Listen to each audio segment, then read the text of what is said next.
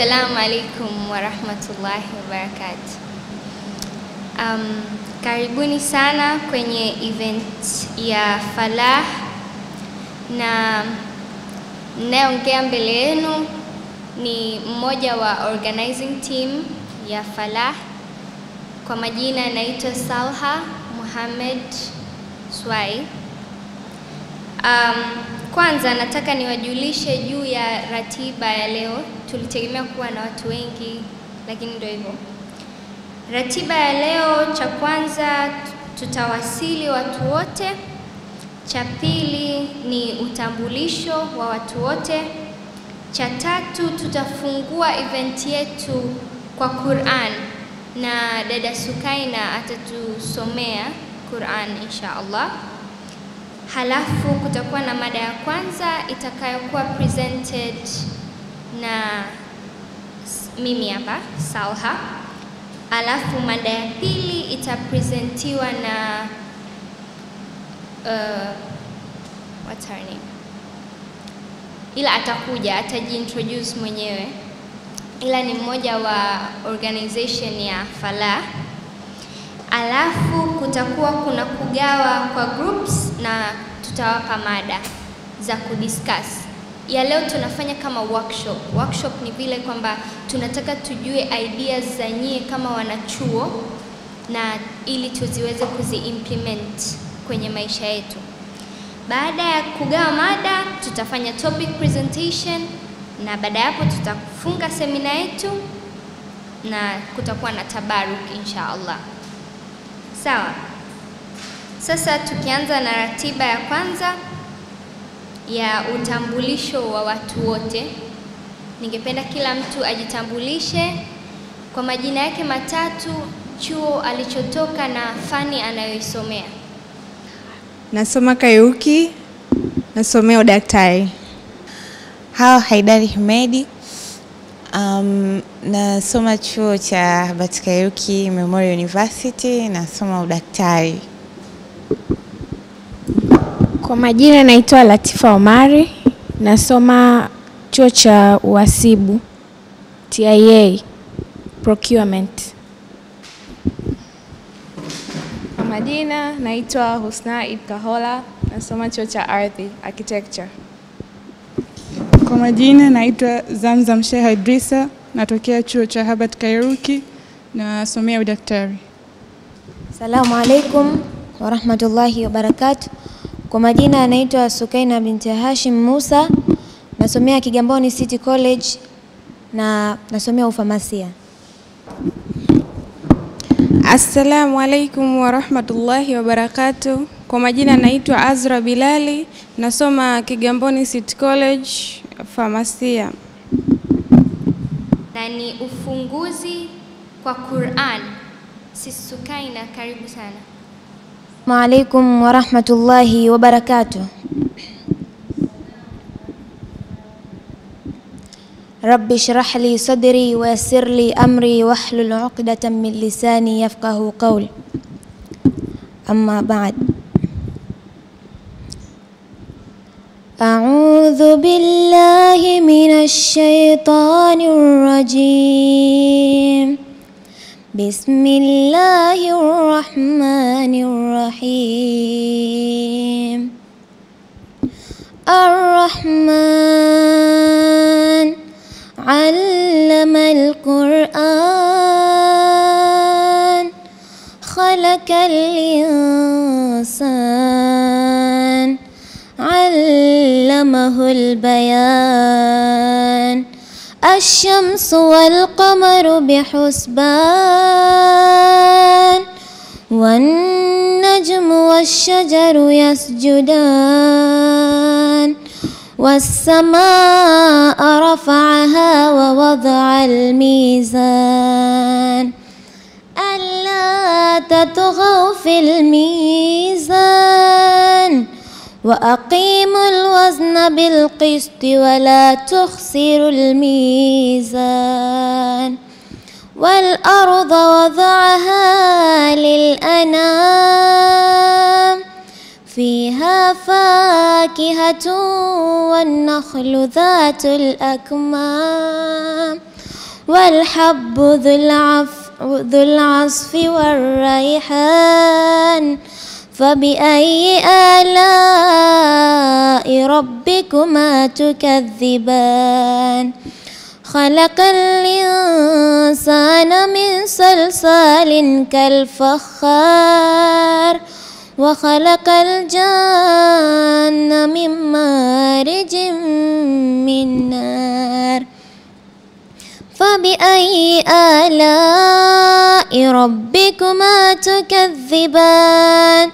رب المشرقين ورب المغربين فبأي آلاء ربكما تكذبان مرج البحرين يلتقيان بينهما برزخ لا يبغيان فبأي آلاء ربكما تكذبان يخرج منهما اللؤلؤ والمرجان فبأي آلاء ربكما تكذبان وله الجوار المنشآت في البحر كالأعلام فبأي آلاء ربكما تكذبان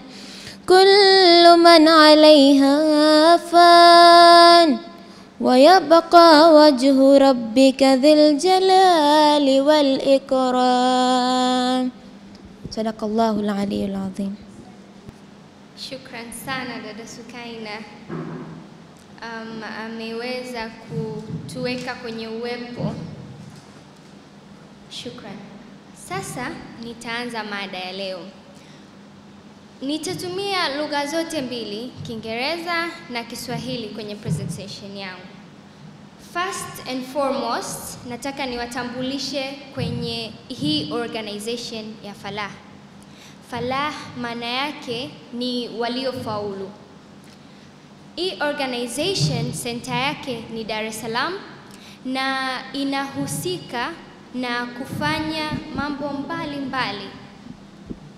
So far, Falah imejikumu kwenye mambo kama medical outreach, mambo kama blood drive, wamefanya blood donations, mambo kama cleanliness, walikuwa wanasafisha sehemu mbalimbali. Mpaka sasa hivi Falah imeweza kutoa mpaka wheelchair 50 Tanzania nzima. Ila Falah ilikuwa mostly ina wanaume sana. Ndio maana sasa hivi tumeanza hii workshop yetu ya kwanza ambayo tuna involve wasichana waliofaulu as in intellectuals ili tuwapate nao wajumuike nasi katika hii movement ya kufanya maendeleo katika society yetu. Nadhani sasa mmeelewa in deep hii organization na deal na nini. Sawa?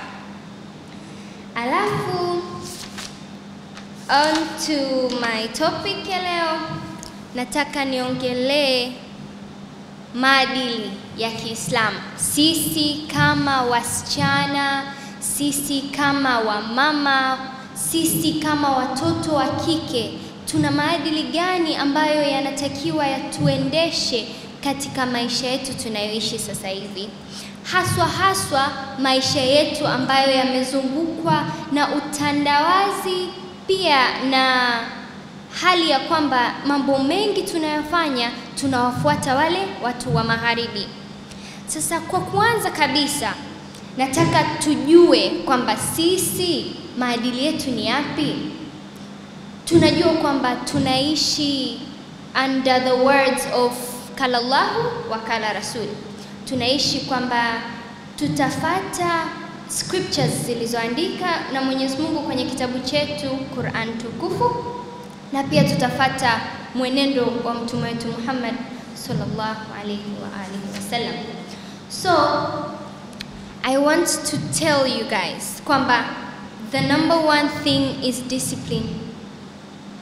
We as Muslim girls tunatakiwa tuwe na discipline na control over everything that we do.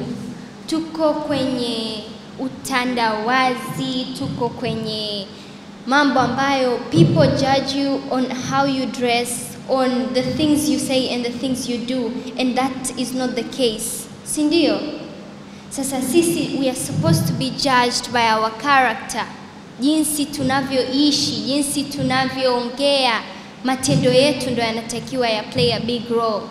Wanawake wengi sana wamefanya mambo makubwa lakini hayaonekani. Kwa sababu gani?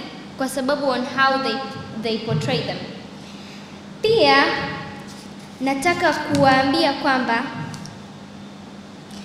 Islam kama Islam inataka itulinde, it protects us from immorality, inatulinda kutokana na mambo mabaya yaliyopo kwenye hii dunia.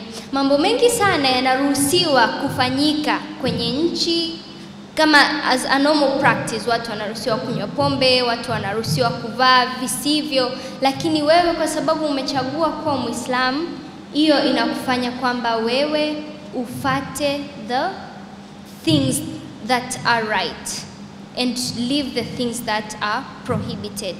Kwa hiyo ili tuweze kuwa na society nzuri, I just want to tell you kwamba sisi ndio root, wasichana wa mama, sisi ndio root ya kila kilicho bora. Kwa kuishi under the words of right will always be right. Right will give you protection that no bodyguards will give you, because you know that I am doing the right thing.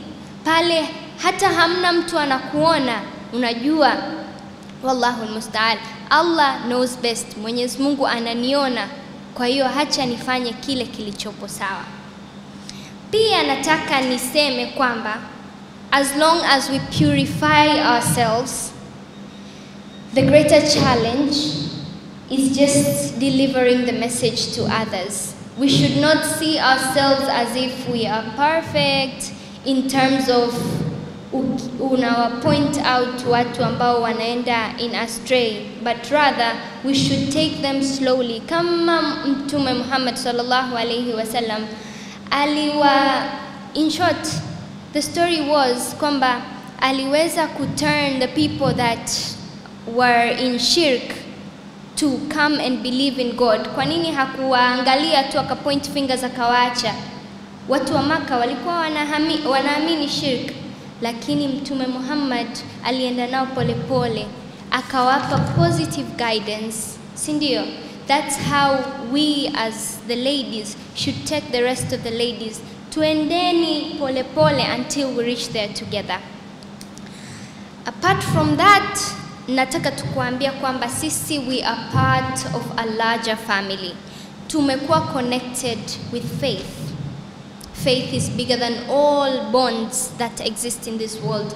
Na for us to grow and develop, inabidi tushikane mikono. Si ndio? Tunatakiwa tushikane mikono, we support each other, we purify each other. Ndio maana tunakuwa na organization kama hizi ambazo zitatuleta pamoja, tufanye mambo ambayo bring us close to Allah. Nawaambia kwamba hizi events zote ambazo wanazifanya, wanajaribu kusaidia society, kuwapa watu maji masafi, yani haya ndo mema yenyewe, si ndio? Those are the good deeds. So if we hold each other's hands and aim for the right thing, we will reach very, very far in life. Sawa? Mimi sina mengi ya kusema, lakini namaliza my topic by saying kwamba kuna a lot of role models wa Kiislam, kama kuna Asia, she has taught us patience. Kuna Aisha, ametufundisha sincerity. Kuna Maryam, ametufundisha purity. Kuna Khadija radhiyallahu anhu, huyu ni mke wa Mtume Muhammad sallallahu alayhi wa alihi wasallam. Pia na Fatima az-Zahra. So tuwatumie wao kama guidance, kama role models, ili tuweze kufika mbali kwenye haya maisha. Sasa nataka niwajulishe juu ya topics ambazo nataka to discuss sisi kama wasichana. Alafu views zenu na suggestions zenu zitaweza kusaidia wasichana wengine ambao hata hawajafika hapa. Topics zetu ziko 5. Topic ya kwanza ni yapi majukumu yetu sisi kama mabinti wasomi katika kuhudumia Uislamu. Ni yapi majukumu yetu sisi kama mabinti wasomi katika kuhudumia Uislamu. Ya pili ni tunawezaje kutumia fursa zilizopo katika kujikwamua kiuchumi na kueneza dini. Ya tatu ni kwa nini wasomi wa elimu ya secular wamekuwa ni wahanga wakubwa sana wa kuishi tamaduni za kimagharibi, hususan mabinti zetu wa Kiislamu. Pia ya 4 ni hijab sahihi ni ipi na faida za hijab ni zipi. Ya 5, je, ndoa ni kikwazo cha mwanamke wa Kiislamu kutimiza ndoto zake za kielimu na kiuchumi? Kwa hiyo hizi topic 5 tutataka kufanya workshop, yani tunazidiscuss. Kwa hiyo utaniambia topic ilokuvutia, tutakuwa kama na dakika 30 ya kuwaza, na kila mmoja wenu anaweza kuja na kupresent kile kitu ambacho mmediscuss. Sawa? Sasa tutapata hizo dakika 30 za kuwaza na kubrainstorm kidogo. Sawa? Assalamu alaikum wa rahmatullahi wa barakatuh. Haya, muda umewadia kwa ajili ya presentation za mada zetu. Kwa hiyo ni sawa mkipresent huku mmekaa, mic itakufuata tu, alafu utaweza kupresent mada, na baadaye hapo kutakuwa na maswali na majibu as we are waiting for the woman. Sawa? Assalamu alaikum wa rahmatullahi wa barakatuh. Haya, swali langu mimi ilikuwa majukumu yetu sisi kama wasomi katika kuhudumia Uislamu. Nimepata majukumu 6 mimi na mwenzangu. Jukumu letu la kwanza ni kuwa mfano. Ni vizuri sisi kama wasomi kuwa mfano kwa generation inayotufuatia. Kwa mfano kwa wadogo zetu, wao wanatuangalia sisi tunavovaa, sisi tunavojipresent kwa watu wengine, na sisi tunavoongea pia. Kwa hiyo itakuwa vizuri tukiwa mfano mzuri kwao. Sawa. Jukumu letu la pili ni kutoa reminder au kutoa awareness kwa watu. Sisi kama wasomi wa Kiislamu tunaweza tukaorganize vitu kama hivi ili tuwe tuna remind watu on purpose yetu kama Waislamu hapa duniani, na pia kutoa awareness tofauti. Pia kuelimisha watu. Dini yetu ina elimu kubwa, na vizuri sisi kama wasomi tukaweza kuelimisha watu tofauti juu ya mada tofauti pia.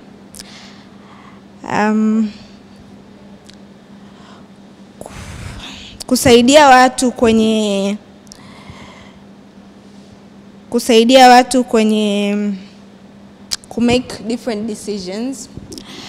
Siku hizi it's very easy kuwa distracted na mambo yanayoendelea duniani, but tukiwa na innovations kama tunavyofanya leo, inakuwa rahisi kusaidia watu on making different decisions in life, kwa sababu tunakuwa tunawakumbusha on what is important. Kwa hiyo watu wanaweza kuprioritize vitu vya muhimu na ku make decisions ambazo zinaendana na dini yetu. Work pia on different projects ambazo inaweza kusaidia watu kwenye society zetu. For example, hii organization Fala ilikuwa ina medical outreach ambayo imesaidia watu, imedonate wheelchairs kwa watu wengi, 50 of them. Kwa hiyo sisi kama wasomi tunakuwa tuna hiyo advantage kwa sababu tunakuwa tunaweza kuprovide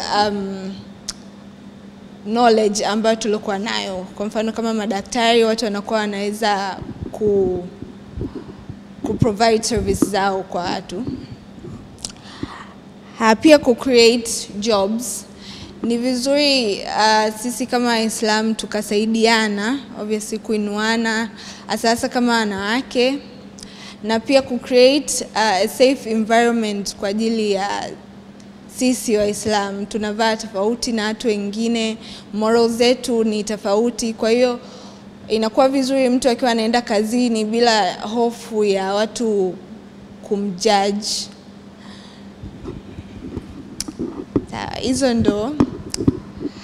Hayo ndo majukumu yetu sisi kama wasomi kwenye kuhudumia Uislamu.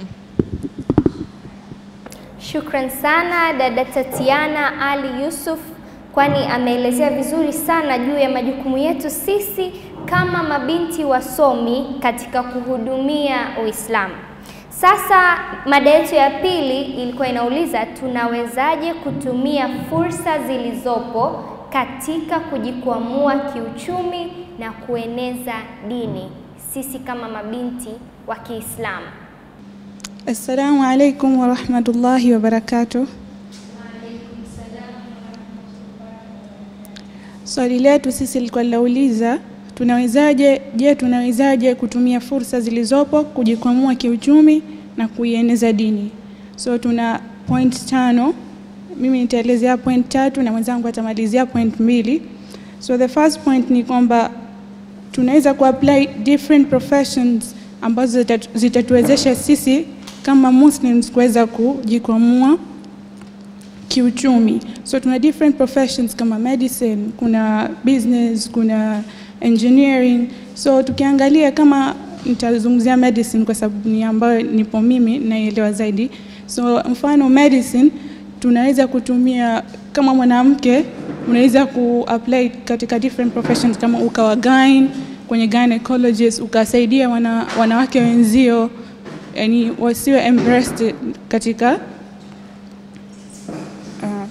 Point ya pili ni kwamba tunaweza kutumia fursa ya elimu kuweza kudeliver education to different people, kudeliver essential information, kwani Mtume sallallahu alaihi wasallam anasema katika hadithi, talabul ilmi fariidatun ala kulli muslimin wa muslimatin. Yani search for education is necessary for education to others. Itawasaidia wao wawe na understanding sahihi kuhusiana na Uislamu, kuhusiana vipi wao wanaweza kujikimu, kwa sababu Uislamu hauja restrict kwamba mtu asifanye kazi kwa sababu mwanamke. There are different opportunities ambazo Uislamu umetupa, lakini different people hawajui. So ukitoa education, watu wanaweza kuelewa, wanaweza kufahamu kuhusiana na hizi profession ambazo zipo na mambo mbalimbali. Point ya 3 ni kwamba tunaweza kuapply different leadership positions kama Islams au kama Muslims au different organization. Tunaona kuna different Muslim preachers ambao kama tukiangalia Yasmin Mugahed, lakini haja focus zaidi kwenye Islam peke yake, lakini anazungumzia different things ambazo ziko economically important, economically significant. So hii tukiweza kuapply different leadership skills na different leadership position, itatusaidia tuweze kuimprove zaidi. Nitampa mwenzangu aweze kumalizia 2 other points. Assalamu alaikum wa rahmatullahi wa barakatuh. Fursa nyingine ni tumeongelea na mwenzangu ya kibiashara. Hii inakuwa kwa mfano sasa hivi biashara zipo nyingi, and sana tuseme in social, technologically biashara zinakuwa nyingi online. Kuna baadhi ya Waislamu wanafanya biashara online za kuelimisha wasichana, kuelimisha wanawake. kufanya biashara tofauti tofauti. Kwa hiyo hii pia inatusaidia kujikwamua kiuchumi. Hata pia machuoni watu wanafanya biashara. Wasichana wanajitahidi kufanya biashara tofauti tofauti, kuuza sijui mitandio, kuuza chakula. So hivyo pia inatusaidia tunaweza tukajikwamua kiuchumi. And nyingine ku-apply different project, yani kama hii Falah, mimi sijui sana, ni mgeni, lakini ni nzuri kwa sababu pia inasaidia kujuana. Mnakuja sehemu tofauti tofauti kama hizi, mnajuana, mnabadilishana different idea. Kwa hiyo hii pia inasaidia. Asante. Shukran sana. Mmeweza kutuelezea jinsi gani tunaweza kutumia fursa zilizopo katika kujikwamua kiuchumi na kueneza dini. Sasa kama mnavyoona mbele yetu tuna mgeni, nitampa mic aweze kujitambulisha, lakini kabla ya hapo tunamweleza kitu ambacho tulichokuwa tunakidiscuss hapa. Kwanza tuliongelea mada ya maadili. Sisi kama wasichana waliopo kwenye elimu za juu, maadili yetu inabidi tuende nayo ili tuweze tufike mbali katika maisha. Pili, tukaongea kuhusu majukumu yetu. Ni majukumu gani sisi kama mabinti wa Uislamu tunayo? Hapo ambapo dada Tatiana akatuambia tuna jukumu la kufundisha, kuelimisha, kuwa mfano, pia kuendeleza miradi tofauti tofauti na kutoa kazi.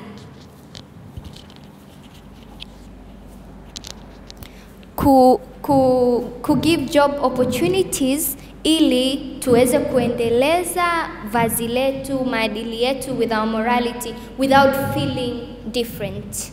Na banda ya pili ikawa ni jinsi ya kutumia fursa, ambapo dada Zamzam ametuambia kwamba tunaweza kuzitumia hizi fursa kwa kuongeza our leadership skills, kwa kuwa na biashara kama mwenzake alivyosema. Kwa hiyo sasa tumkaribishe mgeni wetu aweze kujiintroduce na atuelezee kidogo yeye ana mawazo gani juu yetu. Assalamu alaikum. Wanangu, sio niseme wajuku zangu, nimefurahi sana kwanza kuwa na nyinyi. Sura zenu kwangu pia ni ngeni kabisa. You all from university? Okay. I am in Al-Falah for a long time. Niko pale siku nyingi sana kama mama mlezi. Umeelewa eh? Tunayo mabinti kama nyinyi pale ambao wako members wa Falah, na mwezi wa Ramadhani, mwezi ingine ya kumkumbuka Imam Hussein, mwezi wa msiba, huwa tuna kusanyika pale. I think, do you know the place? Pale Hope Plaza. There is a place called Hope Plaza, pale pia wana hall, na huwa tuna kusanyika pale na tuna discuss mada nyingi sana. Mimi na uzoefu wa kuongea vitu vingi sana, alhamdulillah. Mnaniona umri yangu ni mtu mzima, au sio? Nimeparticipate katika sehemu nyingi sana pamoja na BAKWATA. The chairman of BAKWATA is Mama Shamim Khan. I don't know if you have met her. Do you know her? She was yeye alikuwa minister. Hapo awali alikuwa minister katika zama za I think Mwalimu Nyerere, na baadaye katika awamu ya pili ya CCM alikuwa she was a minister, na ana uzoefu kubwa sana na mambo ya politics pamoja na mambo ya dunia kwa ujumla. Now my dear girls, mimi jana tu nimepigiwa simu kwamba nikiweza nishiriki, na sijakataa kwa sababu it is related to Islam. Kwanza nimeona mavazi yenu, nimefurahi. Sasa I will ask you questions. Presently I am a head teacher in one school iko pale Bunjo.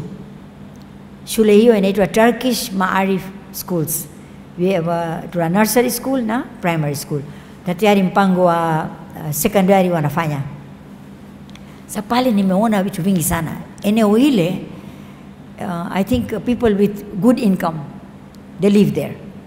So watoto wadogo kama huyu wanaletwa, of course ya jamii ya Afrika wote, wanaletwa magari makubwa yanakuja, afu the small babies wale wa nursery na wa primary, nywele zao wamesuka, kuna beautiful, okay.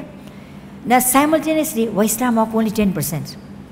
Turkish Maarif schools, yani Turkish Maarif Foundation wenyewe wanatoka Turkey na Waislamu wanao practicing Muslims, naelewa swala hawaachi.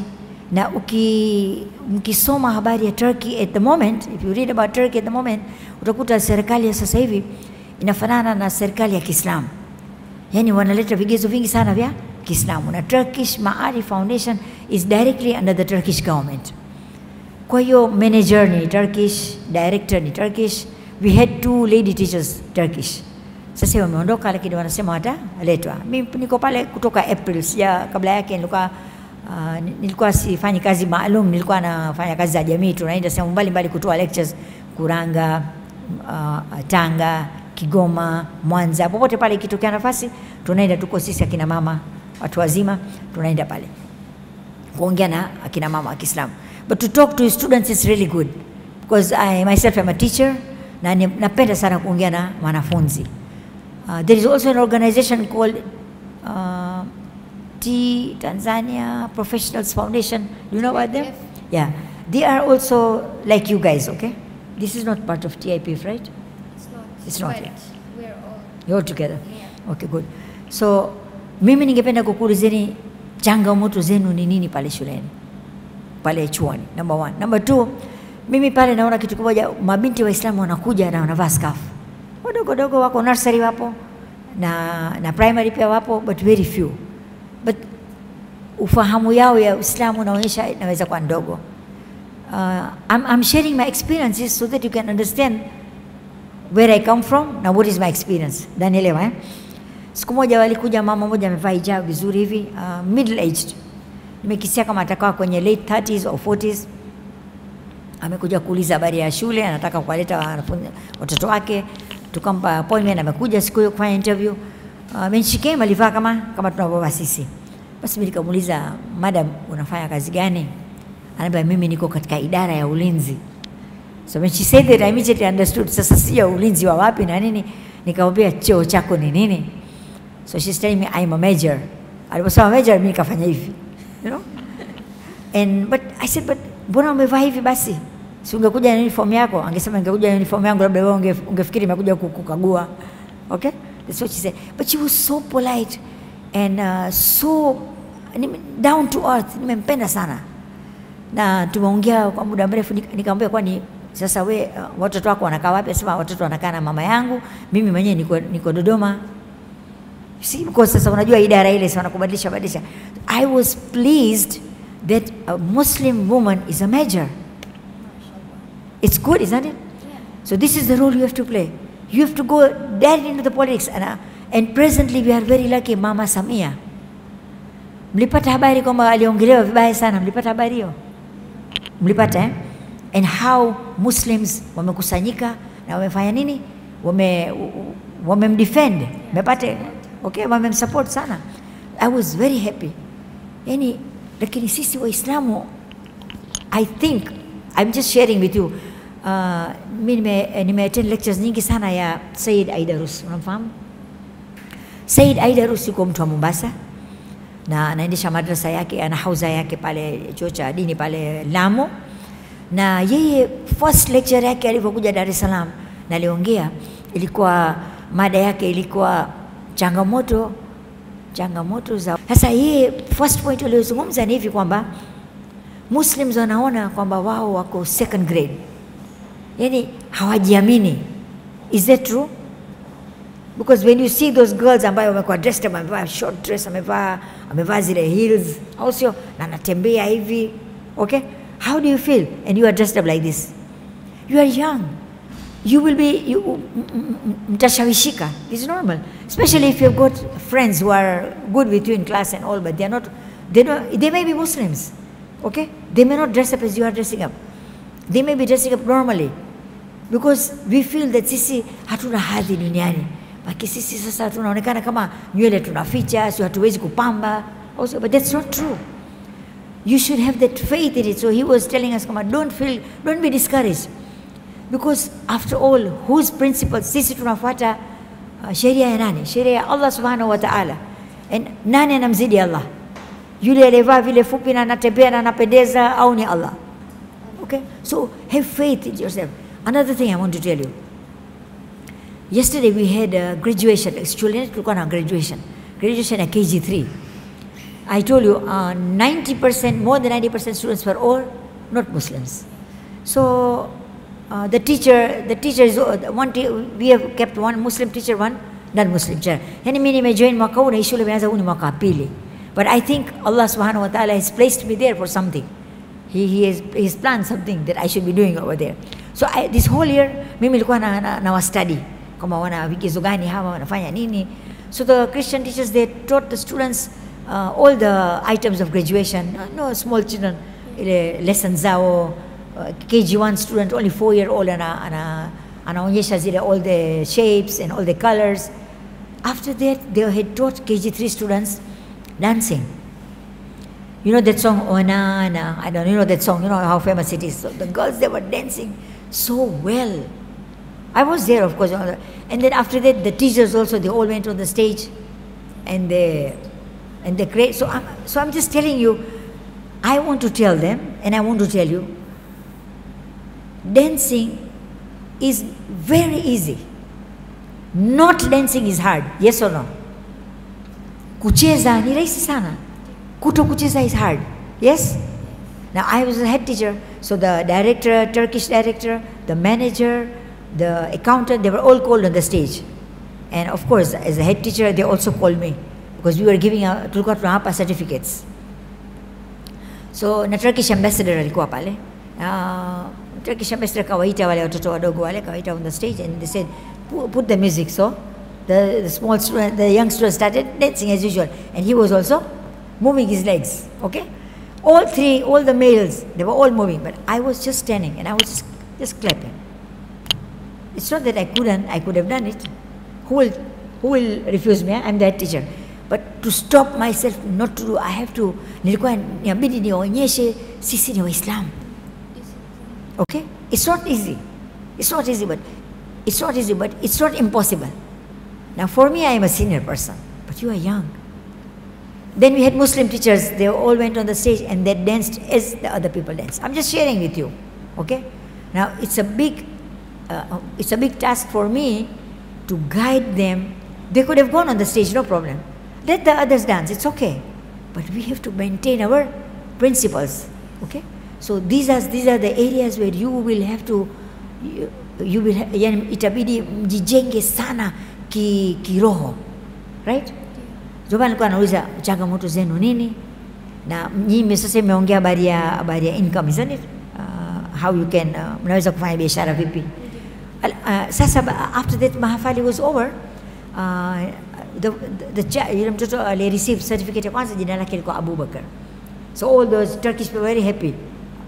You see, because these are the names that we to respect also. And there was another girl, Salha. And then there was one student, her name was Yumna. It's a beautiful name. Look at this name, Yumna Ali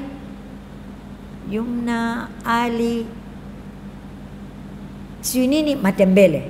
Okay? Then one mother said, this is a footballer. This Ali, what is the middle name? I'm forgetting. Something Matembele. They say he's a famous footballer. The child is in our school. And then there's another, you know, namfahamu huyu singer anaitwa Diamond. Mtoto wake pia yuko pale. Lakini his hair is like this. You know, the springy hair. It's a boy. So I told him, next year you make your hair okay. So he told me, my daddy doesn't want me to cut this hair. Asa mtoto wa nursery school. Daddy anamwambia asikate nywele. Huyu akifika darasa la 7 atakuwaje? Can you imagine? It's your foundation. So I'm sharing with you all these things so that you can understand. In university, you Muslim girls are playing a very great role. You have to show your stand. You can play football, you can play anything, but with your respectful mawazi. Okay, mawazi zenu ziwe nzuri, mnaweza kucheza kila kitu, hii sikutoke. Also very short dresses. Mwe makini, that's what I'm telling you. I know you're young girls. It is obvious sometimes. Itabidi ujiunge, utajikuta mimi niko pembeni, utaona, you know, they tell you that you are not cool. You are not cool. That's what they tell you, right? So these are the changamoto I know about you. If there are more, you can let me know. Okay, I don't want to talk too much. I'll just keep on sharing my experiences. Thank you for listening to me, and I'm glad to be with you. Thank you so much. Those are words of wisdom, I believe. Okay, let's go to our next topic. Ilisema kwa nini wasomi wa elimu ya secular wamekuwa ni wahanga wakubwa wa kuishi tamaduni za kimagharibi, na hususan mabinti wa Kiislamu. Ili swali, hii topic naomba mueleze, maana inatugusa watu wengi sana.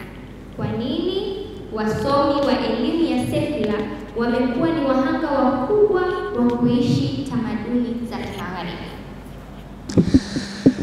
Assalamu alaikum wa rahmatullahi wa barakatuh.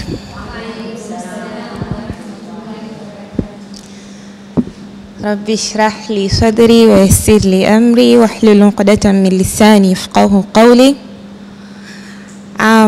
Nashukuru sana kwa kunipa fursa hii ya kuweza kuelezea kuhusiana na changamoto na kutoa sababu za msingi as to why wasomi wengi wamekuwa ni wahanga wakubwa wa globalization in general.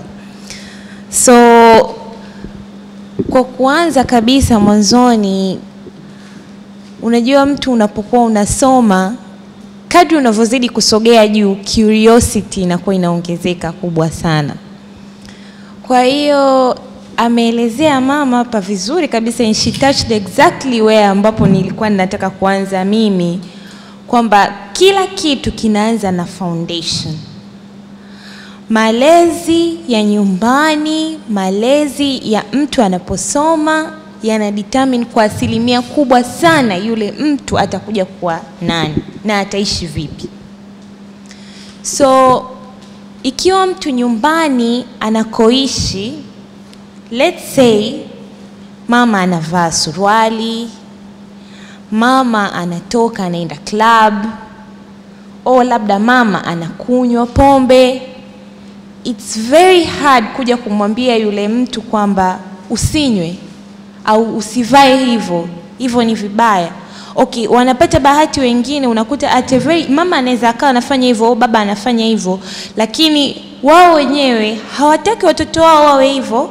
Kwa hiyo wanawapeleka in right places, shule za dini, wanapata education ambayo inawakuza.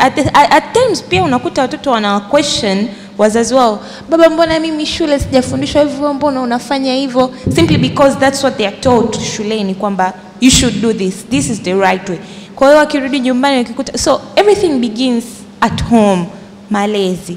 Kwa hiyo unakuta mtu akiwa hajapata upbringing ya aina hiyo, it's very easy kuja kuathirika na kila kitu ambacho kinachoendelea sasa hivi. Music, movies, sawa? We go to universities, tunaona the way lifestyle ambazo tunazokutana nazo huko, people are clubbing, squeezing, eating weed has become something that is very normal. Kwa hiyo everything begins down there.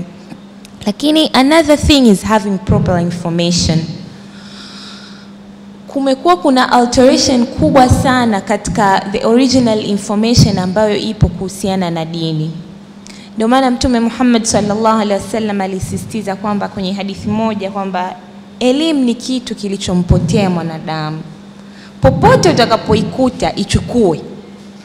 Regardless of what kind of thing you're trying to learn, anything, any knowledge, skill, you have to take it. You don't know where exactly it's going to help you. It's a knowledge, you have to take it. So, kwa hiyo kumekuwa kuna a lot of contamination katika religious information, and it becomes a practice kwa sababu wengi wetu hatutaki kusoma, tunaishia kwenda na taarifa za kusikia kwamba fulani kasema hivi ndio hivyo, it turns out to be the law.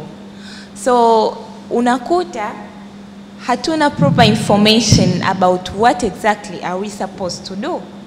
Kwa kuna a lot of debates zinakuwa zinaendelea hapo kwamba hiki kiko hivi, huyu anasema hiki, maulama wanakuwa wengi. And when you ask all of those people about the same thing, where did you read, labda ukaniambia na mimi nikaenda kuipitia hiyo reference about hicho kitu, you just hear them saying nimemsikia sheikh fulani akisema au nimemsikia mtu fulani akisema. No proper information. Kwa hiyo kwa hali hiyo, it's very easy to fall into the effects of globalization kama mtu utakuwa huna proper information. And of course, one of the things that is said, and actually it is the way it is, kwamba mtu ukisoma, kama ile elimu yako haijaingia kwenye matendo yako, hujaelimika bado. That is it. Hujaelimika bado. Kwa hiyo sometimes unakutana na watu wamesoma dini, wana content kubwa, lakini havipo kwenye matendo. We cannot call those people educated religiously, basing there specifically. Hatuwezi tukasema wale wako educated kwa sababu wanachokijua hakiko kwenye matendo yao. That's another problem. Kwa hiyo wasiojua wanaathirika kwa kutojua, na wanaojua wanaathirika kwa sababu hawafanyi wanachokijua. That's another problem. So that's it. Kingine ni ushawishi. And I don't know exactly how should I put this, kwa sababu ukisema neno ushawishi linakuwa liko very vast, linaingia sehemu nyingi sana. Ukisema ushawishi, we have friends.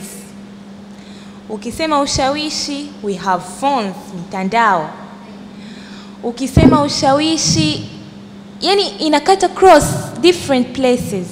Kwa hiyo kumekuwa kuna ushawishi mkubwa sana kwenye mitandao, kwenye maisha ya watu, ambao unawapelekea kuingia directly kwenye effects ambazo tunazizungumzia hapa za globalization, especially kwa sisi ambao tunasoma. Kwa sababu unajua unaposoma, that term was called university, yani you meet with it's a broad of things you meet with right there. Sawa. Kwa hiyo yani inakuwa unakutana na vitu vingi kiasi kwamba usipokuwa na ule msimamo kwamba nabaki na hichi ninachokijua, hichi ndio sahihi, it's very easy to fall off. Very very easy. Kwa hiyo ndio maana mara nyingi huwa tunashauriwa like hata watu unaotembea nao, marafiki zako, people unao interact nao, inabidi kidogo wawe watu ambao wanaeleweka, because they will guide you in a right place, in a right way. Otherwise it's easy for you to fall off. Simu, matumizi ya simu, nyinyi pia ni mashahidi wa hili. Simu imekuwa ni tatizo kubwa sana.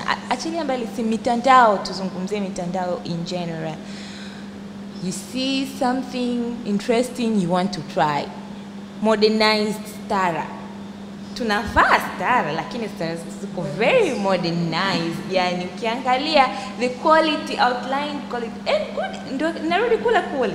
Good enough ni kwamba tunajua what is right, lakini we fall off simply because ya ushawishi. And at this age of ours, especially sisi young adults ambao tunakuwa, it's very easy to fall off. We are very curious in everything that we want to do. So that's also the other problem.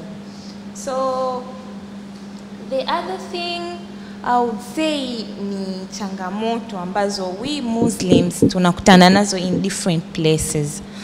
For example, unaweza ukakuta imetolewa example ya Mama Samia, of which she's a public figure, ni general term ambayo sasa hivi tunaiangalia wote, yani ni portrait yetu sisi Waislamu. Lakini ukizungumzia yeye, she can be a good example, lakini she won't be an actual example kwa sababu she has power. Tuje kwenye sisi sasa, let's speak uhalisia wetu sisi kama sisi. Kazini for example, I'll give an example ya pale kwetu Kairuki. Uko pale hijabi peke yako, imefika muda wa swala, kutoka wewe kwenda kuswali while unaacha kiu ya wagonjwa wako pale wanakusubiri wewe, it's very difficult. Au sometimes yani unajikuta kuna namna fulani ambao watu wanakuportray ukishavaa hijabu. So that is very hard. unaweza ukawa unahitaji chance, let's say, ya kufanya labda kazi mahali pale, it becomes very hard. Ndio hapo unakuta watu wanaingia kwenye rushwa za ngono. Hapo unakuta watu wanalazimika kutoa hijab ili afanye kazi, kwa sababu to be honest, maisha sasa hivi kidogo yako very challenging. Mtu huwezi ukaishi bila income. It becomes a very huge challenge when you want to start looking for those things. It needs a firm belief. It needs a person ambaye kidogo yuko resilient. Or it's very tough, kusema kweli. Haya, nimetolea kwenye perspective ya kazi. Let's take an example. Unasoma darasani, lecturer kakutongoza, unamkataa, what will be of you? It becomes very hard, very, very hard for us.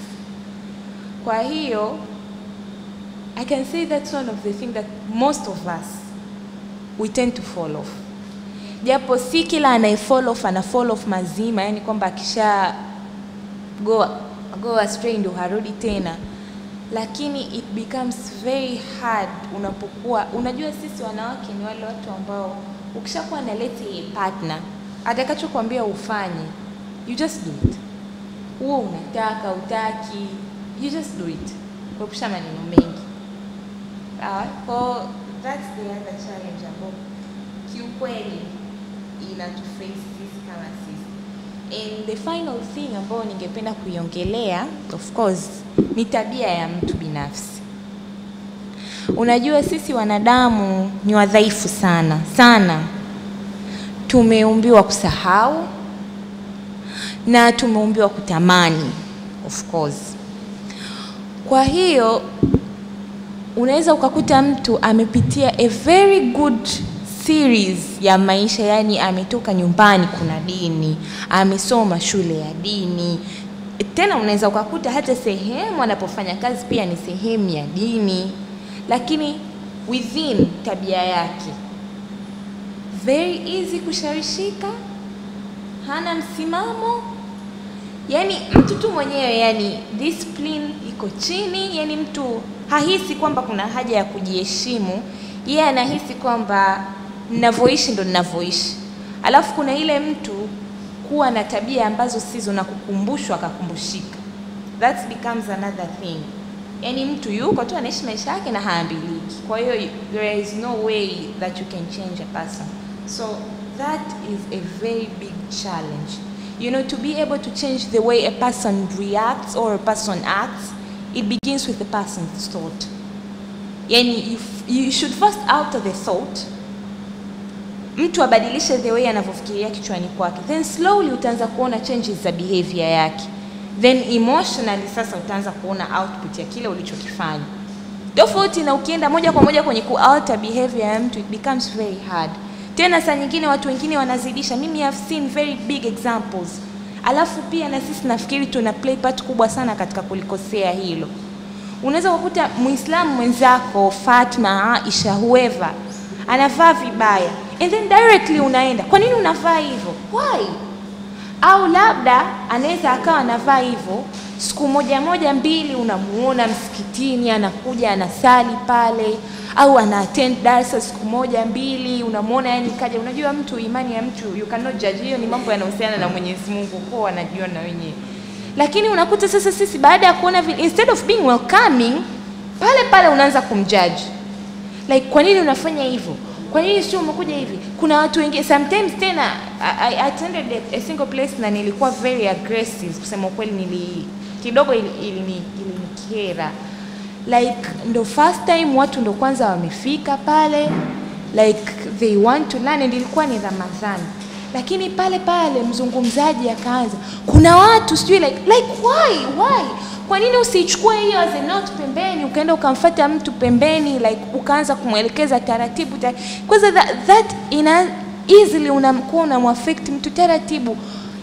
Unamwingia taratibu, yani in their thoughts taratibu until anakuja kuchange. Lakini we don't do that. Sisi tunapoona mtu amekosea, we go directly to the behavior. Kwa nini unavaa hivyo? Kwa nini unaenda club? Kwa nini unakunywa pombe? That's not right. That's not the way things go. Kwa hiyo inakuwa ni one of the changamoto ambayo inapelekea watu sasa mtu azidi. Anaona, kwa nini unaniinterfere? Who are you? I can do even more than that. Unakuta mtu alikuwa lesi anavaa tu vibaya, haya ana upgrade, anakunywa pombe, anaenda club. You are the reason. And ukiambiwa, of course huwezi kukataa kwa sababu it's true. And truth always hurts. Yeah. Kwa naongea sana, but naongea sana, but I think I've really stressed that on this thing, and I'm glad I was given this part. So I've been speaking about these things now in wenzangu vile tukiwa in groups, unajua? Yeah. So I'm glad at least I got a chance to speak about this here. Thank you very much. Asante sana Hawa Haidar, kwani umetuelezea kwa nini wasomi wengi tunaingia kwenye haya mambo, na pia umetuelezea jinsi gani tunaweza kujaribu kubadilisha watu, which it's hard, lakini tunatakiwa tuwe na positive guidance na patience na watu. Asante sana.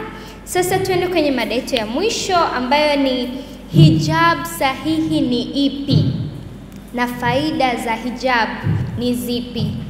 Assalamu alaikum wa rahmatullahi wa barakatuh.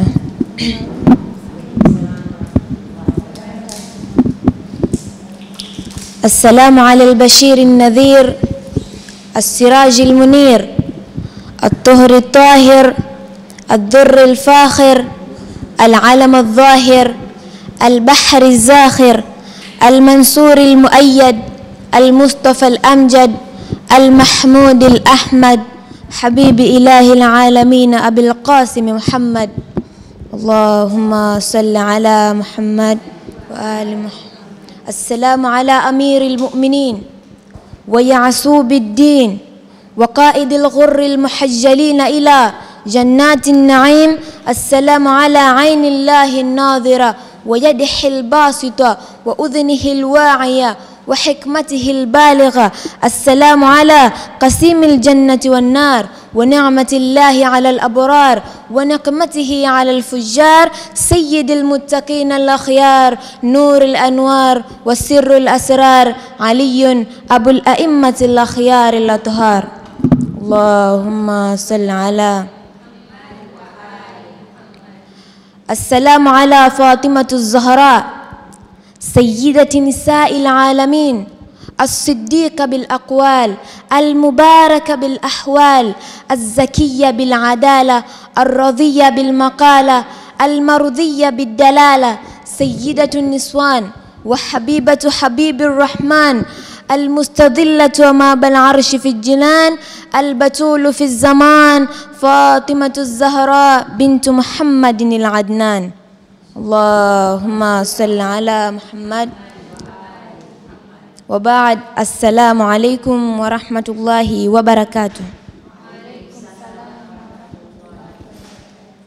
Mada yangu ya leo nilikuwa ni kuzungumzia hijabu na umuhimu wake. Kwanza, hijabu ni vazi la Kiislamu ambalo mwanamke anatakiwa kujistiri. Kujistiri mwili mzima isipokuwa uso pamoja na vitanga vya mikono pamoja na miguu mpaka vifundoni. Kwanza hebu ngoja tuzisome aya za Qur'an tukufu zinazohusu jambo hili la hijab. Ziko aya 3 katika suratu Nur. Aya kwanza hadi ya pili zinaanza kama hivi: Waambie waaminio wanaume wainamishe macho yao na wazilinde tupu zao, hili ni takaso kwao, bila shaka Mwenyezi Mungu anazo habari za yale wanayoyafanya. Na aya pili inasema, na waambie waaminio wanawake wainamishe macho yao na wazilinde tupu zao, wala wasidhihirishe zinat, mapambo yao, illa ma dhahara minha, isipokuwa yanayodhihirika katika hayo, na waangushe khumur, waangushe shungi zao mpaka juyub, waangushe mpaka vifuani mwao, na wasionyeshe zinat, mapambo yao, ila kwa waume zao au baba zao au baba wa waume zao au wana wao na wana wa waume zao au umbu zao au wana wa maumbu zao na wana wa dada zao na au wanawake wao au na wale wanaomiliki mikono ya kuume au watu katika wafikao mara kwa mara wasio watamanifu katika wanaume. Na pia maelezo muhimu katika aya nilizozungumzia, akizungumzia zinat ni kile ambacho mwanadamu akikitumia anachotumia kujipamba nacho, kama vile mapambo, nguo na vitu kama hivyo. Na tukienda kuzungumzia khumur yani zile washusha shungi zao kwa wingi wa khimar, ambalo maana yake ni shungi, unaitwa hivyo kwa maana kufunika kuanzia kichwa mpaka vifuani. Shungi zetu zote zinavuka kuanzia kichwa mpaka vifuani. Na neno lingine jiyub, wingi wa jaib, yani mfuko wa shingo. Kabla ya kuteremsha aya hii, wanawake wa Kiarabu hawakuwa kawaida ya kufunika shingo zao, walikuwa wanavaa zile shungi za kurudi hivi kwenda nyuma, lakini shingo zao zilikuwepo wazi. Kwa hiyo hivyo waliamrishwa kufunika na shingo zao kwa shungi zao. Mahram, orodha ya ndugu wale ambao wanastahiki kuona mwili wako, lakini ambao ni yani hawaruhusiwi kukuoa. Na tukiendelea, illa ma dhahara minha, pale alipokuwa ameelezea kwamba yaonekane sehemu ambazo katika hijabu zinatotakiwa kuonekana ni sehemu kuu 3, kwamba ni uso na vitanga vya mikono pamoja na miguu mpaka kwenye vifundo. Tukienda kwenye umuhimu wa hijab, ataelezea hapa ndugu yangu. Karibu. Assalamu alaikum warahmatullahi wabarakatuh. Umuhimu wa hijab tumediscuss kama point 3. Umuhimu wa kwanza ni inakuletea heshima wewe na inaleta heshima kwa wale watu waliokulea. Kama tunavyojua, mtu ukivaa hijab, hata ukipita sehemu, kwa mfano hivi mtaani, sehemu kuna watu wahuni, hawawezi wakaanza kupigia miruzi kwa sababu umevaa hijab. Watakuheshimu, na pia kwa wale watu wa karibu kwako, wanaojua walezi wako, pia watakuwa wanakutumia kama mfano. Like, kuwa kama mtu fulani, unaona mtu fulani anavaa hijab, anapendeza, ana adabu, kama hivyo. Kingine, pia umuhimu wa hijab ni kupata radhi ya Mola wako, kama tulivyoamrishwa kwenye Quran na hadithi, na Mtume katuamrisha, na tumeamrishwa tuwe tunajistiri, tuwe tunavaa vizuri hivyo. Kwa hiyo tunapata radhi za Mola wetu na tunakuwa hatufanyi against na kile tulichoamrishwa na Mola wetu. Umuhimu wa 3 wa hijab ni inatuepusha na aibu. Kama ulivyosema, kwa sasa hivi ukiwa na hijab ndo kama hivyo unapata heshima, pia inakuepusha na aibu. You can go and stand places ukaongea vitu na watu hawatakuwa wanakunyoshia mikono, unamwona yule alivyo, unakuwa umeepukana na aibu. Hizo ndo tulizo discuss point za muhimu wa hijab. Sukaina, asante na Husna, kwani mmeiwasilisha mada vizuri sana. Sukaina, thank you so much for that introduction. Kwa sasa tunamalizia na maswali na majibu juu ya mada zote tulizoongea hapa. Kama una maswali yoyote that you had for your fellow presenter or even me, now it's your time. Mnaweza mkauliza haya maswali na yakajibiwa hapa in form of discussion. Assalamu alaikum warahmatullahi wabarakatuh. Mimi hapa swali langu litalenga katika hijabu. Katika changamoto nyingi zinazokuta wanafunzi wengi wa Kiislamu mashuleni, hasa wa mabinti, unakuta mtu kweli katoka kwao amejijenga vizuri katika imani na anajua sheria zote za dini. Akifika chuoni kwenye zile wiki za kwanza zile, anakuwa yuko vizuri katika ibada zake, matendo yake yanakuwa yanaenda vizuri, yani kama alivyotoka kwao. Akikaa kidogo, yani baada ya wiki 2 labda, anakuwa ana change kutokana na influences anazopata kwa marafiki wanaoingia chuoni. Kwa hiyo pale unamkuta ana change, amekuja kwao hajui kwanza rasta zinasukwaje mawigi. Amefika chuo, anaenda nasuka rasta, anavaa suruali, unamuuliza vipi? Yani unamuita mfano tu private. Unaambia vipi rafiki yangu umekuwa hivi? Mimi sijapendeza kwa kweli, kwa sababu mimi mwenyewe ni Muislamu mwenzangu. Mimi haiwezekani tunakaa room wote alafu mimi nafanya ibada peke yangu na wote ni Waislamu. Kwa hiyo unakuwa unamuinfluence naye afanye ibada pengine. Sawa, anaelewa ni muhimu na ni wajibu wake, lakini pia tumeambiwa tukumbushane katika mambo mema. Basi yule pale unakuta ukimwambia vile, ndo kama alivyosema dada hapa, unamuinfluence. Siku nyingine tena, yani ndo kama umemchachua aendelee kufanya hivyo. Sasa sijui unamsaidiaje mtu kama huyo? Yani na kadri unavyozidi kumwambia hataki hata kukusikiliza, na marafiki unawaambia kabisa, yani marafiki uliochagua kwa sasa sio hivyo, badilika kuwa hivi. Anakuwa kuelewi. Sasa sijui mtu kama huyo unakuwa unamsaidiaje hapo chuo ili arudi kwenye mwenendo? Asante sana, hilo swali zuri sana kwa sababu ndo yani ni relevant, ndo kitu kinachotokea kila siku. Nitajaribu kujibu na mtu mwingine pia anaweza ajibu. Kwa upande wangu mimi, ukijaribu, like we both know that you do not have the power to change a person. The power that you have is to change yourself. Sindio? If you have patience with that person na uwe unampa positive feedback over the good things ambazo utafanya, because kama umesema alikuja na maadili yake mazuri sijui nini na umejaribu kumuonyesha mabaya yake akawa ana react, basi jaribu kumuonyesha mazuri yake. Umeona? Like in terms of kumsifia pale anapotenda mazuri. That way atakuwa influenced kwamba like this is better kuliko hivi. Pia create some situations that ever since una swali una nini, good things happen to you, ona kitu fulani kimekuwa hivi, atajenga ile mentality ya kwamba like I receive good when I'm good. Umeona? So like if the negative way doesn't work, I think the positive way like can really build up.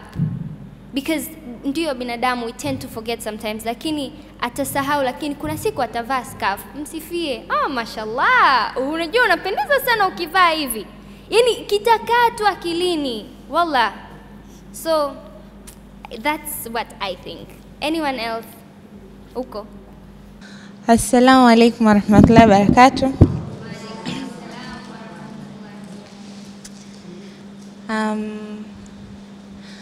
Mimi kwa upande wangu naweza nikasema jambo moja. Unajua, with all the inputs ambazo sisi kama binadamu tunajaribu kuweka kwa mtu, mwenye input kubwa zaidi ni Allah subhanahu wa ta'ala. Sawa? Kwa hiyo when you try to do it in any way that you will, utajaliwa kufanya, muombe sana dua yule mtu. Sana. It worked.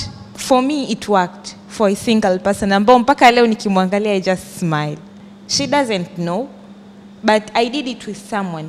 Yani nilikaa na mwenzangu like tukatu tunamwangalia. Wewe huyu yuko hivi jana. Tukakubaliana tumwombe dua. Kumwombe dua atabadilika. And tukatu tunamweka karibu, yani kusoma, twende tukasome hivyo. We prayed a lot. She changed. Alafu ilitokea very suddenly, yani alitufuata tu akatuambia kama utani, kwanza next semester naanza kuvaa hijab. Like tukawa tunashaka kweli? Okay, sawa. Ngoja tunakusubiria tukuone. Yani like tulimchallenge and tutakuona. And it never even waited for the next semester actually. Alianza kuvaa skirts during that final qualifying exam.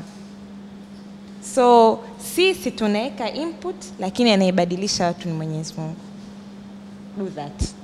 Impressed by all of you. Inshallah, if God, with God's grace, we will continue meeting as and when we can. Because it is always good to talk to young, educated people. There is a book, kuna kitabu inaitwa 7 Habits of Highly Effective Teens. Have you read that book? Actually, kitabu hiki kimefuata kitabu cha, the writer of this book is called Sean Covey. The father aliandika 7 Habits of Highly Effective People, but that book was too much writing. The son, when he wrote this book, he simplified it with some cartoonic figures, etc., etc. I'll share a story with you. It all boils down to what you said, Malezi. And before I tell you this story, fortunately, I'm an Indian. So sisi tunajua lugha ya Swahili, English na Kihindi. In Indian language there are 3-4 languages, and most of the languages we know. But who nilikuja naye, my grandson, you see him over there, he's 5-year-old. He doesn't speak haongei Kihindi, because tangu kazaliwa yeye sasa pale 2 years old anakuwa nyumbani tunaongea Kihindi. The moment he went to the school, English started. Now when he came home, English imekuzwa. They know more Swahili and English than they only understand Indian language. So kind of generation yetu inapoteza hiyo lugha, lakini lugha hii ina vitu vingi sana. It's a rich language. Swahili inakuwa, it's a very rich language. Katika Kihindi kuna msemi moja ambaye I like to share with you. I'll just translate, no need to say it in Indian language, okay? It says, elimu ya utotoni, yani elimu ya wakati watoto wadogo ni sawa sawa ni kuandika, yani kuandika katika mawe. That means unachonga katika mawe. Ukichonga kitu katika jiwe, sinabaki inyeshe mvua, inyeshe nini, au sio? Ndio nasema ukimlea mtoto vile akiwa mdogo sana, ujue itarudi tu kwake. Okay, so that is it. It's very important. Huyu nimemleta hapa anaelewa nini. This is the second seminar I'm taking him, or third one. Sundays, wherever I go, I take him, because I'm working Monday to Friday. Saturday, I'm home, I'm with them. And he knows a card game which I've taught him. Zinakuja cards, Quranic letters. It's a whole set. It's got double cards, double alif, double be, double te. So I play with him these games. And then, kwa hiyo semi kwamba ukimlea mtoto akiwa mdogo itabaki, najua itarudi. Na wakati namlea yeye najijengea mimi mwenyewe, because if he does good things, who will get the sawab? Yeah, his mother, my daughter.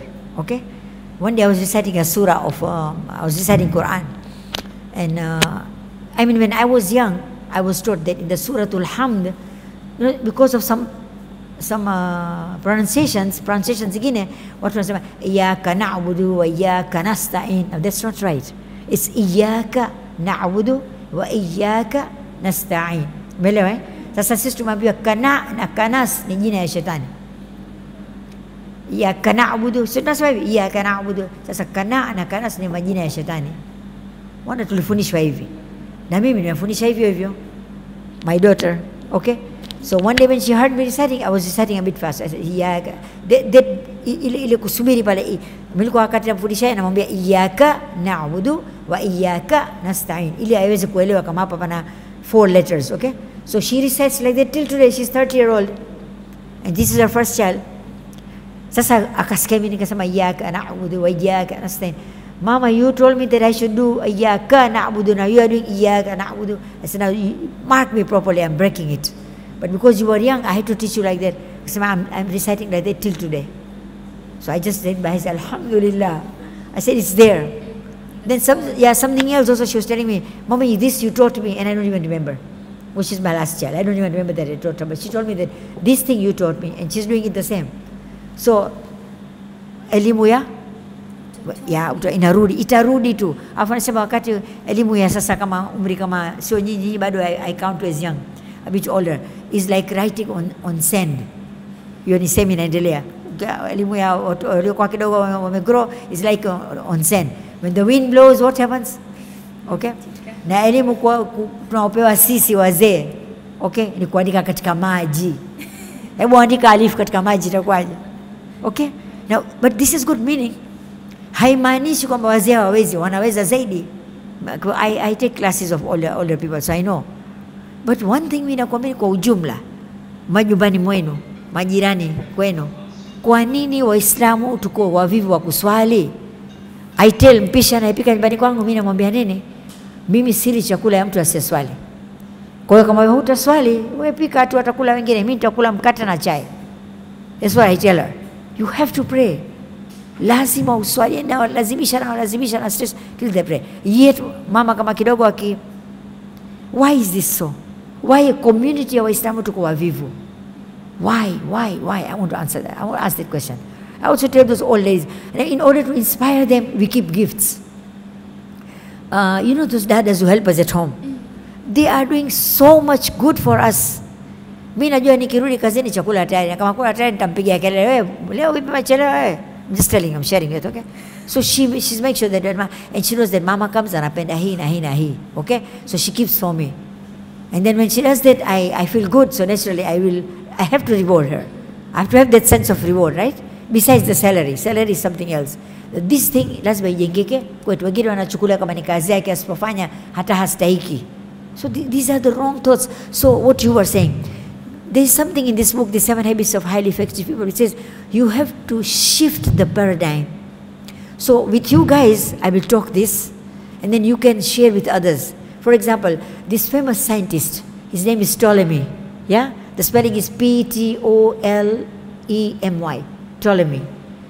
Yeah, alikuwa, we are talking about hundreds of years ago. Okay, I don't exactly remember which century it was. When they were doing research, walikuwa wanasema kwamba it is the sun which is moving, right? Okay, it is the sun which is moving, going from east to west. Yes. Then research came out. I don't remember the name of the other scientist, and he researched that no, it's not the sun, but it's the earth. Okay. So previously, so what happened? The paradigm shifted.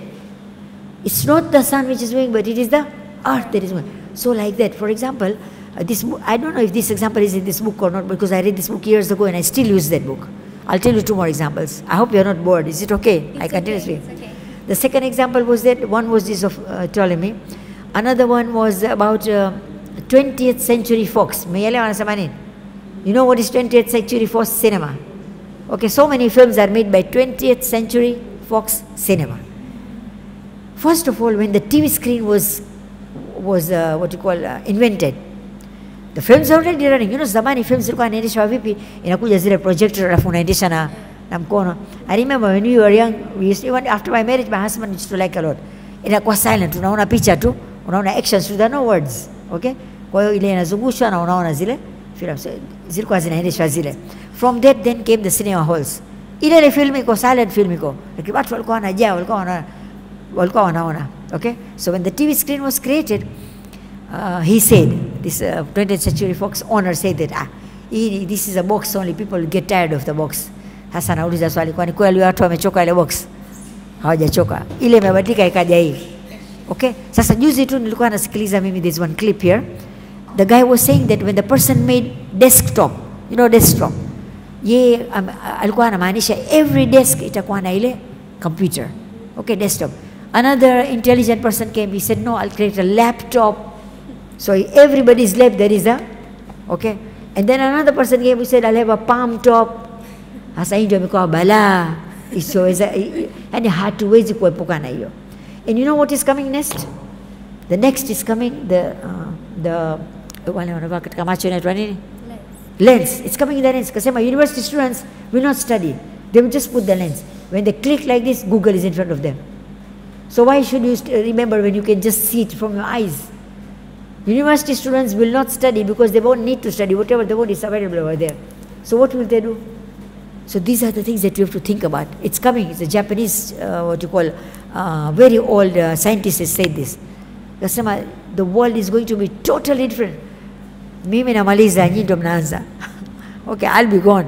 You'll be here. So be careful of all these things. Now let me tell you one story of the 16th century, which is in this book. King Louis of France. King Louis IV, I think. Yeah, 4, the Roman 4, yeah? 4 or 6, I'm not sure, okay? That book says, King Louis had a son. Sasa zamani, kingdom zilikuwa ndogo ndogo. Hapa kuna kingdom, hapa kuna kingdom, hapa kuna kingdom. Sasa kila mtu anataka, kings wanakuwa na kila kitu. Kila kitu wanayo. Vyakula vya kila aina anayo.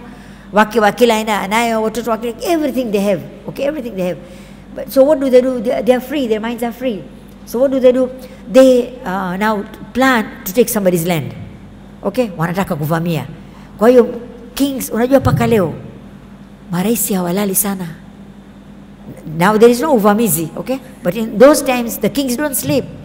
Because if they sleep, another country imeshafanya nini? Attack, okay? So to cut a long story short, they were very alert, him and his military. King Louis was attacked for whatever reason and his kingdom was taken. Ile imechukuliwa, alikuwa na mtoto wa miaka 13, 12 to 14 years old. Amechukuliwa. Sio kama umesoma kitabu utakumbuka. He was taken. This boy was taken. So what did they say? They looked at the son. Unajua mtoto mwenye akili tutamjua tu pale. Walivyoona mwenendo wake, I don't know whether they killed the king or something, but the king was either put in the jail, the child was taken. When they looked at the child's way, they said, this guy, he will grow up and become the king again. And he will overthrow us. So let's just change him. Now what are the things they changed? 16th century people are trying to change the paradigm. Into a paradigm, P-A-R-A-D-I-G-M. Keep this word in your mind, okay? And study it, okay? We'll talk about this later. They wanted to shift his paradigm. So what did they do? They said, how can we change him? Huyu ni mtoto wa mfalme, kila kitu anayo. Lakini bado tumbadilishe. Tumbadilishe vipi? Tumbadilishe. Wamesema tumpe chakula za aina kwa aina. Number 1, food. Okay? Food. Number 2, we will bring young girls to distract him. Okay? Number 2. Number 3, tumweke miongoni wa watu ambayo watatusi sana. You know, there's a lot of matusi. If you go to the buses and all, there's so many matusi. Yani wale maaskari wao wanatusi sana. They chose these 3 things. Just imagine, 16th century, and they tried. The boy was given a better room, okay? Then when they bring him for the breakfast table, lunch table, yeye anaenda pale anaangalia. He only chose what he was taught. Alikuwa hashawishiki na junk food of that time. He was eating healthy food. Then the girls used to come in the evening. He didn't even pay attention to them. He would go and sit in the corner. When they were disturbing him, he would annoyed. He would get annoyed. He was not paying attention. And you know, the girl feels very bad. If you don't pay her attention, she'll get angry. So she'll go away. You know how girls are, okay? 16th century. Keep it in your mind. Now tell me, is it different from this time? You just said that unatongozwa na nani? Okay? I want to know more about this, okay, later on. And the third thing, those askaris around him, they were all, walikuwa wanatusi sana. Lakini yeye hajakuwa affected. 1 month, 2 months, 3 months, when they realized that instead of he changing, he was able to change them. Askari wameacha kutukana. Can you imagine? Then the king was told, jamani huyu abadiliki, huyu kama jiwe huyu, asogee. So they said, bring him to me. So they bring him.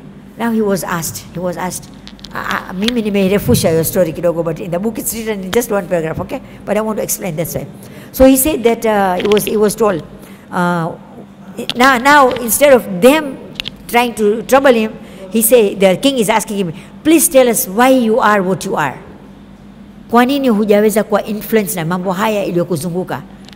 Akawaangalia wote hivi, alafu akasema, if I reply, will I be protected? Will I be secure? He's looking at his security, 13, 14-year-old. Wakasema, tunakuahidi security yako. Zamani at least kings walikuwa wanaweka ahadi zao, sio kama sasa hivi. Okay? So he said, because I have been born to be a king. I've been born to be a king. So the king doesn't eat hopeless food. The king doesn't go around kushawishika mambo ile. Lakini mashehe wetu waangalie. Wake 4 halali anazo, wengine si wangapi? Especially katika group za Shia.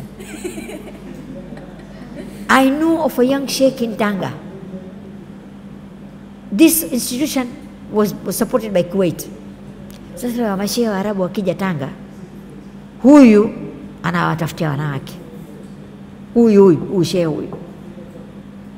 Sasa kwanza mimi mwanaume siwaelewi ujinga yao aina gani, wanashawishika kama hii. I think we are not supposed to be educated, we have to educate the men. They have to be educated that msikuze desires zenu. Be satisfied. Isn't it? Be satisfied with your wife who is there. If she's sick, you control yourself. And I want to tell this Mr. Mehboob Somje na nani, naambia kwanza nilete vijana niongee nao hivi. Mimi simama nitaongea. Au sio? Nitaweza au siwezi? Nitaweza. Au sio? They should be taught also. Do you agree with me? Do you agree with me what I say? Yes. So this young man told them, so now we are born to be the followers of Khadijatul Kubra. Okay? We are the followers of Fatima Zahra. We are the followers of Mtume Muhammad sallallahu alaihi wasallam, okay? So how can we shika by these things? Our lecturer, our doctor, keep your stand. Stand up and say that. You must have, nowadays mtandao inaongea sana, okay? So did you receive that clip about this young lady in America? She's now a judge in USA. When she was wearing her hijab, she was being she was being condemned, like what you said, okay? One of you said just now. Today she's the judge. US government has selected her as a judge. Have you read about that? What I'll do is, Salah, I'll send you the clips, inshallah. My phone has got some, and you share with them, okay? So, girls, my young daughters, granddaughters, I should say. My first granddaughter is 20-year-old, okay? I am 65 myself. So I'm telling you that we have to shift our paradigms. And mimi ni mfuasi wa Mtume Muhammad. Kama ataleta mabadiliko ni mimi, sio mwingine. Sio yule anayevaa mavazi ya aina fulani na neno. Mimi mwenye hijabu, mimi ndio nimepewa ile hadhi na Mwenyezi Mungu Subhanahu wa Ta'ala to control the world. We Muslims, hii dunia ni ya kwetu. Sisi ndio tu establish. Lakini sisi tunajiona wanyonge. Hijab ya hapa inaenda hapa, inaenda hapa, inaenda hapa. Recently I met a teacher. She was married to a religious man. Alikuwa anavaa vizuri sana. Wametengana. For whatever reason. She's 2 daughters. Okay? Amejoin shule moja kama hizi, kama za kwetu hizo, za kawaida katika eneo ya Bunju pale. When she came for interview, she was wearing good hijab. Okay? She was selected. She was selected, so she's a teacher now. Okay? Slowly, the hijab started. The very next day she was employed, the very next day she came with a t-shirt, a long t-shirt and a trouser. And then it started becoming shorter and shorter and shorter and shorter. And then the hijab was only on there. One day he came with all that, so totally out. Now, what Islam was she following? You understand? So it has to be here. And don't worry, because we can die anytime. So death requires you, utaenda na amali zako. Uendi na nguo zako, wala uendi na kubadilika kwako, utaenda na Uislamu wako.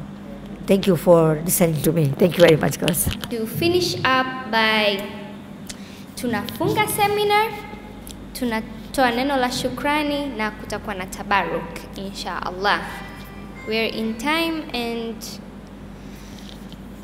Sukaina, naomba tusomee dua, tufunge, alafu mimi nitatoa neno la shukrani and then we'll supply the tabaruk. Sawa? محمد وآل محمد صلاة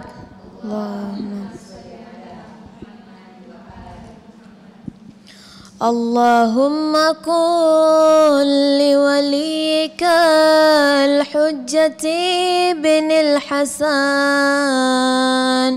صلواتك عليه وعلى آبائه في هذه الساعة وفي كل ساعة وليا وحافظا وقائدا وناصرا ودليلا وعينا حتى تسكنه أرضك طوعا وتمتعه فيها طويلا برحمتك يا أرحم الراحمين. صلاة. عليكم ورحمة الله وبركاته. Nataka nitoe shukrani, asante sana kwa wote kuja, tunashukuru sana kwa maneno yako, tunashukuru Falah kwa organize event kama hii, na insha Allah tunaomba tuwe tunawaona events zingine zikiwa zinatengenezwa. That's all that I have for you today, and I hope you guys have a nice day. Thank you so much.